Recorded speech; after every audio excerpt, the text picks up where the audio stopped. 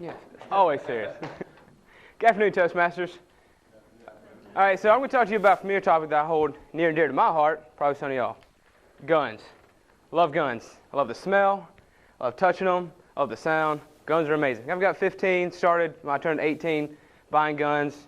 I'm a collector, going to keep collecting. But not so much of like collecting the types of guns, nothing like that. More along the lines of responsibility and safety with guns. Okay, I'm going to do this with 3 general topics. First one, familiarization.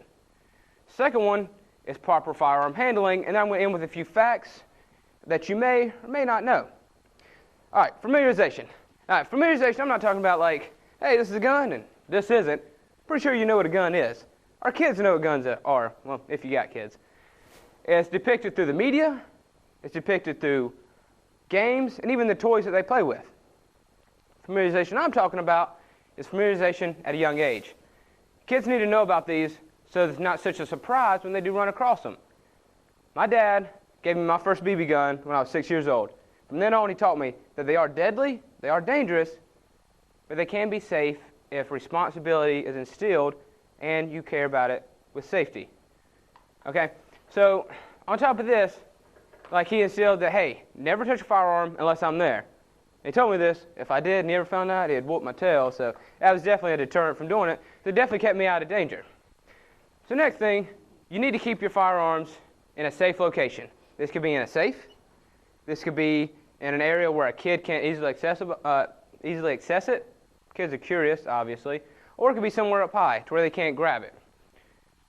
Adding to this, you don't want to keep your firearms next to the ammo. You want to keep them in separate locations. This eliminates the factor if they do get a hold of the ammo, or if they do get a hold of the firearm, the other one isn't there, so the danger factor is gone. Last in this category, you never want to keep your firearm loaded, unless it's your personal defense weapon, like something you keep on your hip, shotgun you keep in the corner. But like always, you want to keep it somewhere out of reach of the children, but in reach of you, just in case somebody does come in and you got to take care of business, if you know what I mean. Okay, moving on to proper firearm handling. A lot of y'all contracts know this. I know the Army really drilled it in my head, especially with like summer training and that.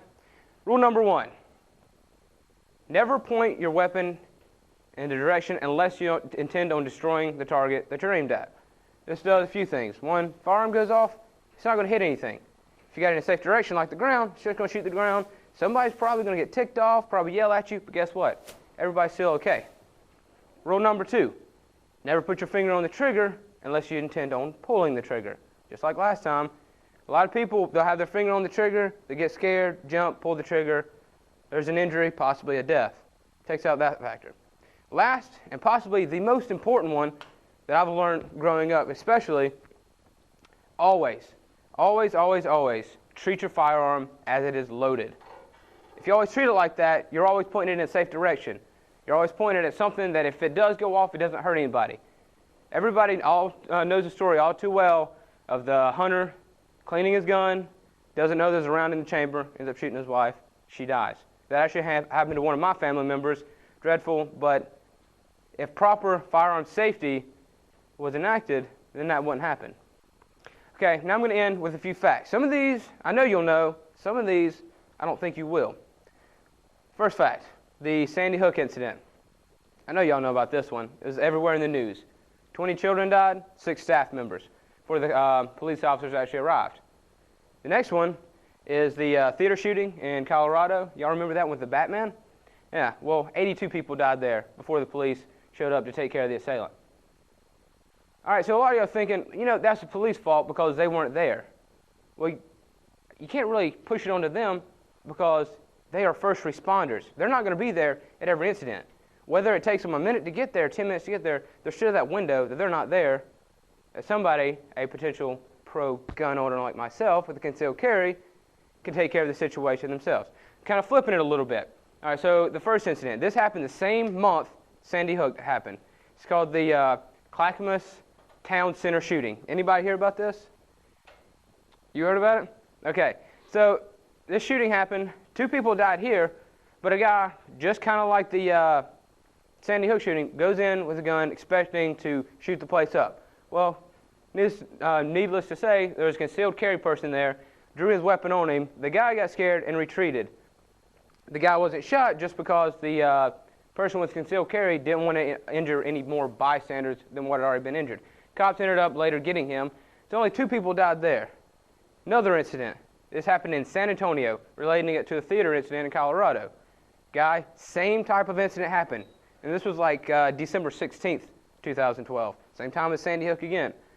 This guy pulled out a gun and started shooting people when a off-duty officer pulled out her pistol and took the assailant out. You know how many people died that day? 0. Nobody died. Yes, a few people were injured, but that's definitely a lot different odds than the 82 that were killed in Colorado. And these are things that you don't hear because of the media. The media is always pushing out guns are bad, but it's people behind guns are bad. So as you can see, with familiarization, proper firearm handling, and arming yourself with the facts, guns aren't bad. As long as you keep them safe and you're responsible with them, it's only the people behind the guns that are bad. Thank you, Toastmasters. That was excellent.